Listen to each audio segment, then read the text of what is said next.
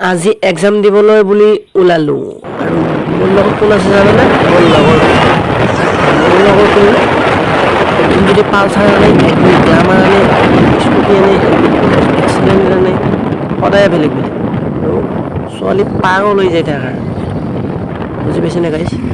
কিন্তু কি তাৰ বৰ্তমান ছোৱালী নালাগে, কাৰণ সি বিশ্বাস নহয়। আৰু এনেকৈ কথা পাতি পাতি যাই আছোঁ আমি। আহি পালোঁ আমি কাঁচীতলা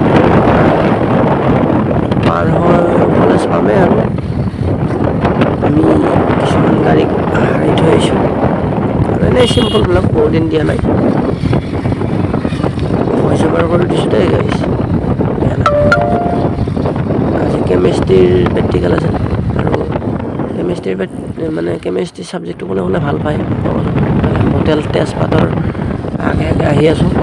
হোটেল তেজপাতত সোমাই যাব একবাৰ, খাই বঢ়িয়া টেষ্টি গাহৰি মাংস চব পাৱা যায়।